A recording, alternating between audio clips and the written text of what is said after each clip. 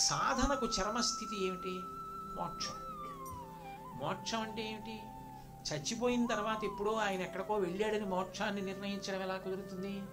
శరీరం పడిపోయిన తర్వాత మోక్షం అన్న మాట అద్వైత సంప్రదాయం మనకు అన్వయం లేదు. ఉండగానే జ్ఞానమును పొందినటువంటి వాడు ఎవరున్నాడో ఆయన శరీరంతో ఉండి ప్రారబ్ధాన్ని అనుభవించేస్తాడు తప్ప ఇక ఆయనకి దానితో సంగం లేదు కాబట్టి జీవన్ముక్తుడు. శరీరం పడిపోయిన తర్వాత విదేహ మోక్షాన్ని పొందాడు అంటారు. ఆయన ఇక శరీరంతో లేడు కానీ ఆత్మగా అంతటా నిండిపోయి ఉన్నాడు. ఆయన లేకపోవడం అన్న మాట లేదు. రామకృష్ణ పరమహంస లేరన్న మాట లేదు. రామకృష్ణ పరమహంస ఇప్పుడు కూడా ఇక్కడ కూడా ఉన్నారు, ఎప్పుడూ ఉంటారు. ఆయన లేరన్న మాటే లేదు. అందుకే ఆయన శారదాదేవిని పిలిచి భార్యని ఒక మాట అన్నారు, నువ్వు నిత్య సుమంగళివి అన్నారు. ఎందుకని అంటే నేను లేకపోవడం అన్న మాట ఉండదు కాబట్టి నువ్వు అంచులేని బట్ట కట్టుకోవడం, గాజులు తీయడం చెయ్యక్కర్లేదని చెప్పారు. ఆయన తీవ్రమైన వ్యాధితో ఉండగా నువ్వు నిత్య సుమంగళివి అని చెప్పారు. ఎందుకంటే ఆ స్థాయికి వెళ్ళిపోయిన వారు కాబట్టి. ఆయన ఆ జ్ఞానమును పొంది శరీరముతో ఉండగానే మోక్షమును అనుభవించగలిగినటువంటి గొప్ప స్థితి పొందినటువంటి వారు ఎవరైనా గొప్పవారి. కానీ అందులో కూడా 2 తరగతులు ఉన్నాయని చెప్పారు ఆయన. అందులో అటువంటి పరమహంసలు ఎవరైతే ఉన్నారో వాళ్ళలో మొట్టమొదటి వాళ్ళని ఆయన వర్గీకరణ చేసినప్పుడు ఏమని చెప్పారంటే, ఒకటి ప్రేమీ పరమహంస. ప్రేమీ పరమహంస అన్న మాటకు అర్థం ఏమిటంటే తాను పొందవలసిన జ్ఞానాన్ని పొందేసి ఇక తాను పుట్టవలసిన అవసరం లేని స్థితికి వెళ్ళిపోయి తాను చైతన్య ఘనము అని తెలుసుకుని శరీర సంబంధం లేకుండా నిలబడగలిగిన ప్రజ్ఞ సంతరించుకున్నప్పటికీ ఆత్మగా అద్వైతానుభూతిని నిరంతరము అనుభవించగలిగినప్పటికీ ఇది నేను ప్రబోధం చేయకపోతే, సాధనా క్రమం చెప్పకపోతే ఇక్కడికి చేరడానికి, అప్పుడు మిగిలిన వారికి మార్గదర్శనం ఎలా లభిస్తుందని మాట్లాడిన వాళ్ళు ఎవరున్నారో వాళ్ళ యొక్క ప్రేమ గొప్పది. వాళ్ళు మాట్లాడారు అలాగా. శుకబ్రహ్మ భాగవతం ఎందుకు చెప్పారు? శుకబ్రహ్మ గురించి భాగవతంలోనే ఉంది. ఆయన ఒక ఆవు పాలు పితికిన కన్నా ఎక్కువసేపు ఏ ఇంటి ముందు ఉండరు. అట్లాంటి ఆయన 7 రాత్రులు 7 పగళ్ళు కూర్చుని పరీక్షిత్ మహారాజు గారికి భాగవతం చెప్పారు. ఆయన నాలో నేను రమిస్తుంటాను, నాకు లోకంతో సంగమొద్దు, నేను ఎప్పుడూ ఇట్లాంటి వాటి జోలికే వెళ్ళనని శుకబ్రహ్మ భాగవతాన్ని ప్రవచనం పరీక్షిత్తుకి చేసి ఉండకపోతే అసలు భాగవతం అంది ఉండేదా? అంటే ఎక్కడో తన సహజ స్థితి నుంచి కిందకొచ్చి ఆర్తి కలిగిన అవతలవాడి కోసం మహాత్యాగం చేసి 7 రోజులు మాట్లాడాడు.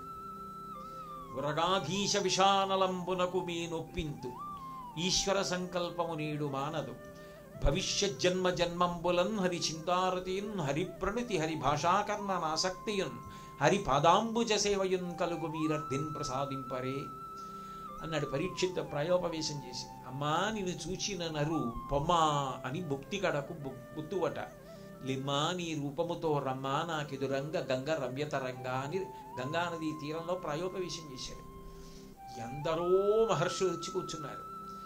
7 రోజుల్లో చనిపోతానని నాకు బెంగలేదు. మురగాధీశ విషానలంబునకు మే నొప్పింతు, ఈ శరీరాన్ని ఇచ్చేస్తాను పాము విషానికి, నాకు దాని గురించి బెంగలేదు. కానీ జన్మజన్మాంతరముల యందో నాకు భగవద్భక్తి కలగాలన్నా, భగవత్ సేవ చెయ్యాలన్నా, భగవత్ కథాశ్రవణమునందు అనురక్తి కలగాలన్నా, అసలు జన్మే లేకుండా ఉండాలన్నా ఏది వినాలో అది చెప్పండి అన్నాడు. ఎవరూ చెప్పడానికి సాహసించలేదు. శుకబ్రహ్మ అటుగా వెళ్ళిపోతున్నారు. ఆయన నిజానికి ఎవ్వరితో మాట్లాడరు, పిచ్చివాళ్ళే ఉంటారు. పిల్లలు రాళ్ళు విసురుతూ ఆయన వెంట పరిగెడుతున్నారు. ఆయన తనలో తాను రమిస్తున్నారు. ఆయన ఈ మాట విన్నారు.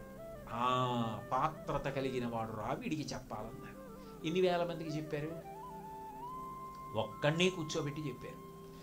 ఒక్కడికి 7 రోజులు భాగవతం చెప్పారు. అది ఆ తర్వాత ఎన్ని కోట్ల మందిని తరింపజేసింది. ఆయన ప్రేమీ పరమహంస అన్నారు. ఆయన స్థితి నుంచి ఆయన జారవలసిన అవసరం ఆయనకి లేదు. తన సహజ స్థితి నుంచి పరీక్షిత్ తోడున్నాడు, నేను ఉండున్నాను, నేను చెప్తున్నాను. అప్పుడు మరి ఉన్న ఒక్కటిగా ఉండవలసిన ఆనందానుభూతి నుంచి చ్యుతి జరిగింది కదా. అయినా త్యాగం ఎవరి కోసం చేశారు? లోకం కోసం. భవిష్యత్తులో ఇది కోట్ల మందిని తరింపచేస్తుంది ఈ భాగవతమై. కాబట్టి యోగ్యుడు నాకు దొరికాడు శ్రోతగా, నేను ఇప్పుడు చెప్పాలని చెప్పారు శుకబ్రహ్మ. కాబట్టి ఆయన ప్రేమీ పరమహంస వాళ్ళు లోక శిక్షణ చేస్తారు. అట్లా లోక శిక్షణ చేయగలిగినటువంటి స్థితిని పొందిన వాళ్ళు ఎవరున్నారో వారు సామాన్యంగా మోక్షమును పొందడం వరకు వెళ్ళిపోయి అద్వైతానుభూతిని పొందిన వాళ్ళకన్నా కూడా గొప్పవాళ్ళు. ఎందుకనంటే వాళ్ళలో కొంత త్యాగం ఉంది. లోక శిక్షణ చేసిన వారు రెండవ వారు తక్కువ అని చెప్పడానికి వీల్లేదు. వాళ్ళు తమ వరకు తాము అంత సాధన చేసి ఆ అద్వైతానుభూతిలోకి వెళ్ళి ఇక జనన మరణ చక్రమనందు తగులుకోకుండా విడుదల పొందారు. వాళ్ళది గొప్పే. కానీ వాళ్ళు మాత్రం వీళ్ళంత గొప్పవాళ్ళు కాదు. అంటే ఏమిటి సున్నిత భేదం అన్నట్టుగా చూశాడు అక్కడ ఉన్నవాడు. అవి వింటున్నాయన. ఆయన వెంటనే చెప్తారు కదా ఉపమానం. నేను ఒక మంచి మామిడి పండు ఒకటి తెచ్చుకు తినేశాను. తినేసి చేతులు మూతి కడిగేసుకుని తుడిచేసుకుని వచ్చి కూర్చుని నీతో మాట్లాడాను. నీకు నేను ఏం తిన్నానో దాని రుచి ఎలా ఉంటుందో నీకు తెలియదు. నేను మామిడి పండు తిని దాని వాసన నీకు తగిలేటట్టుగా కొద్దిగా మామిడి పండు రసం మూతికి ఉండేటట్టుగా, చేతికి మామిడి పండు రసం ఉండేటట్టుగా ఆ తొక్క టెంక పట్టుకుని నీతో మాట్లాడుతూ తిని మామిడి పండు గురించి చెప్పాను. నువ్వు మామిడి పండు తినడానికి ఇష్టం చూపిస్తావు. తినేసి మూతి తుడుచుకున్నవాడి కన్నా నీ ముందు తిని దాని గురించి చెప్పినవాడు నువ్వు తినడానికి కారణం అయినవాడా కాడా? అందుకని ప్రేమీ పరమహంస గొప్పవాడు అన్నారు. మరి అప్పుడు ఆ కోవలోకి ఎవరు వచ్చారు? రామకృష్ణ పరమహంస కూడా వచ్చారు.